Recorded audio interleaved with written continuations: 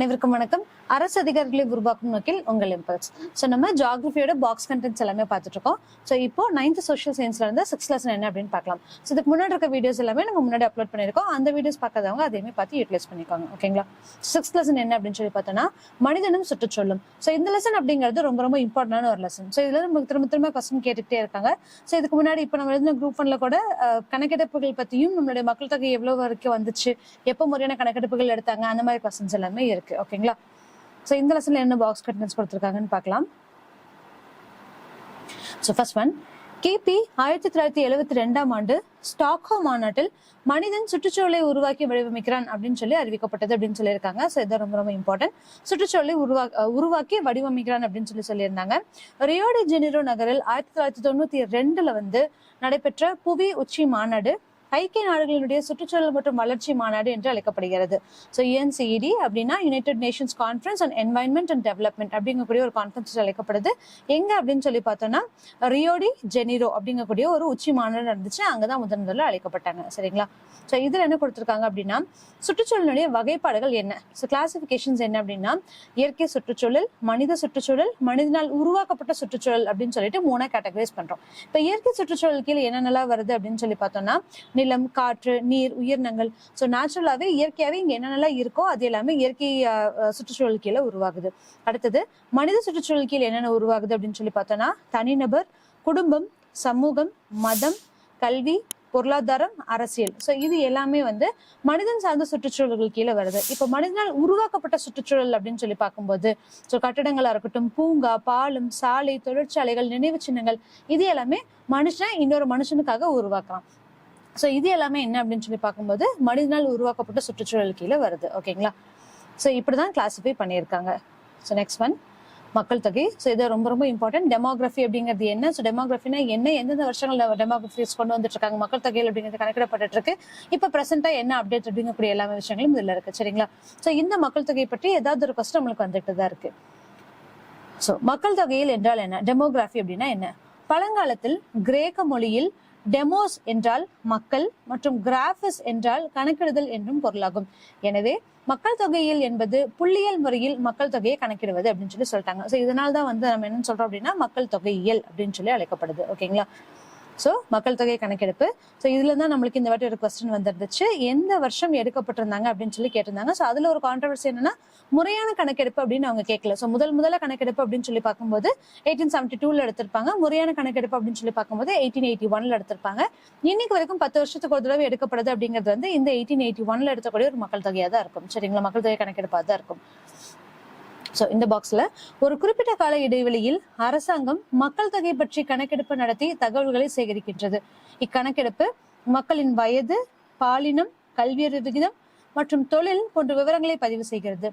ஐக்கிய நாடுகள் சபையின் பரிந்துரையின்படி உலகின் பல்வேறு நாடுகள் ஒவ்வொரு 5 அல்லது 10 ஆண்டுகளுக்கு ஒரு முறை மக்கள் தொகை கணக்கெடுப்பை மேற்கொள்கின்றன. ஸோ நம்ம என்ன ஒவ்வொரு 10 இயர்ஸ், ஒவ்வொரு 10 வருஷத்துக்கு ஒரு நம்மளுடைய கணக்கெடுப்பு எடுக்கிறோம்.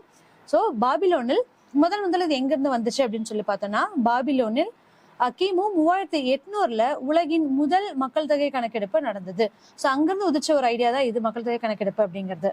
நவீன உலகில் மக்கள் தொகை கணக்கெடுப்பை முதலில் நடத்திய நாடு எது அப்படின்னு சொல்லி பார்த்தோம்னா டென்மார்க்ல தான். இந்தியாவில் கிபி 1872ஆம் ஆண்டில் முதலாக மக்கள் தொகை கணக்கெடுப்பு நடத்தப்பட்டது. 1881 1881ஆம் ஆண்டு முதல் தொடர்ந்து 10 ஆண்டுகளுக்கு ஒரு முறை மக்கள் தொகை கணக்கெடுப்பட்டு வருகிறது. இந்திய மக்கள் தொகை கணக்கெடுப்பு மக்கள் தொகை, சமூக பொருளாதார விவரங்களை விரிவாக அளிக்கும் ஆதாரமாக திகழ்கிறது அப்படிங்கறத சொல்லியிருக்காங்க. சோ இது என்ன அப்படின்னா மக்கள் தொகை கணக்கெடுப்பு நீங்க பாத்திருக்கீங்களா அப்படிங்கக்கூடிய ஒரு விஷயத்த சொல்லியிருக்காங்க. சரிங்களா? சோ இதான் நமக்கு லாஸ்ட் டைம் வந்தக்கூடிய கொஸ்டின்ஸ். ஓகே, சோ இந்த பாக்ஸ் என்ன கொடுத்திருக்காங்கன்னு பார்க்கலாம். 14ஆம் நூற்றாண்டில் ஐரோப்பாவில் பிளேக் என்ற கொள்ளை நோயினால் 30லிருந்து 60% மக்கள் இறந்தனர் அப்படின்னு சொல்லி கணக்கிடப்படுகிறாங்க. ஸோ இந்த பிளேக் நோயினால என்ன ஆகும் அப்படின்னா அவங்களுடைய பாப்புலேஷன் ரெடியூஸ் ஆகுது அப்படிங்கறது கணக்கிடப்பட்டிருப்பாங்க. ஸோ இதுவுமே மக்கள் தொகை கணக்கெடுப்பு மூலியமா தான் நம்மளுக்கு தெரியப்பட்டுச்சு அப்படிங்கறத நம்ம சொல்லிக்கலாம். ஓகேங்களா? ஸோ இதுல உலக மக்கள் தொகை தினம், ஸோ இதுவுமே இம்பார்ட்டன்டான கொஸ்டின். ஸோ எப்போ வேர்ல்டு பாப்புலேஷன் டே செலிப்ரேட் பண்ணப்படுது அப்படின்னு சொல்லி பார்த்தோம்னா ஜூலை 11, ஜூலை 11ஆம் நாள் கொண்டாடப்படுகிறது. இதன் மூலம் உலக மக்கள் தொகை பிரச்சனைகள் பற்றிய ஒரு விழிப்புணர்வு ஏற்படுத்தப்பட்டு வருகிறது. ஐக்கிய நாடுகளுடைய வளர்ச்சி திட்ட அமைப்பு இதை 1989ஆம் ஆண்டு முதல் கொண்டாடி வருகிறது அப்படின்னு சொல்லியிருக்காங்க. ஸோ எப்ப இருந்து செலிப்ரேட் பண்றாங்க இந்த வேர்ல்ட் பாப்புலேஷன் டே அப்படின்னு சொல்லி பார்த்தோம்னா ஜூலை 11. அது எப்ப இருந்து யூஎன் கொண்டாடுறாங்க அப்படின்னு சொல்லி பார்த்தோம்னா 1989ல இருந்து கொண்டாடப்பட்டு வருகிறது. ஓகேங்களா?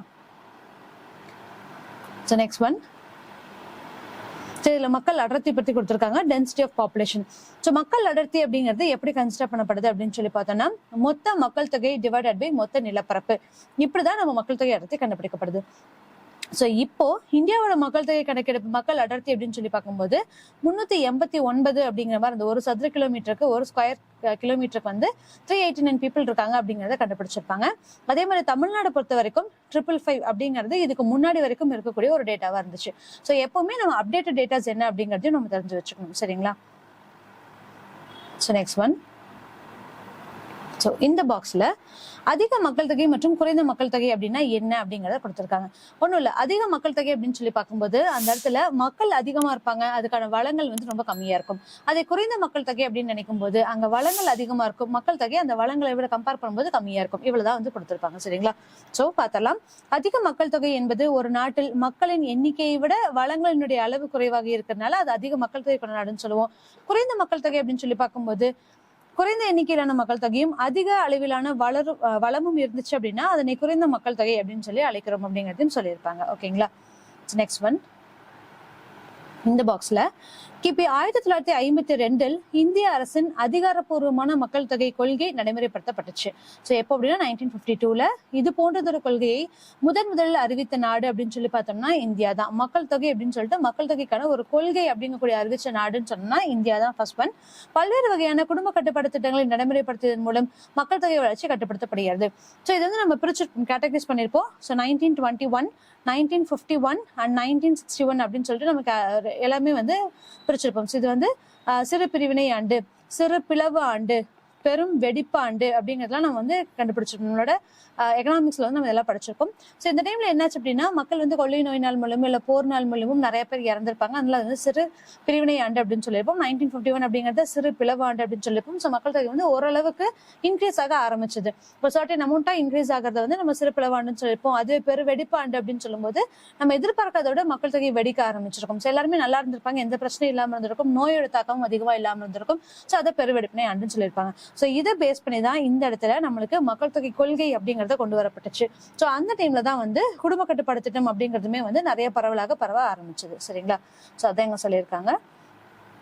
ஸோ நெக்ஸ்ட் ஒன், ஸோ இந்த பாக்ஸ்ல எங்க இருந்து எந்த அளவுக்கு நம்மளுடைய பெருநகரங்கள் சேவைகள் எல்லாமே கொடுக்கப்பட்டிருக்கு அப்படிங்கறது இந்த பாக்ஸ்ல கொடுத்திருக்காங்க. ஜஸ்ட் ஒரு கண்டென்ட் தான். ஸோ தனிமைப்படுத்தப்பட்ட இடத்துல இருந்து குக்கிராமம், குக்கிராமத்துல இருந்து கிராமம், கிராமம்ல இருந்து சிறுநகரம், சிறுநகரத்துக்கு பெருநகரம், பெருநகரம் வந்து மாநகரம்.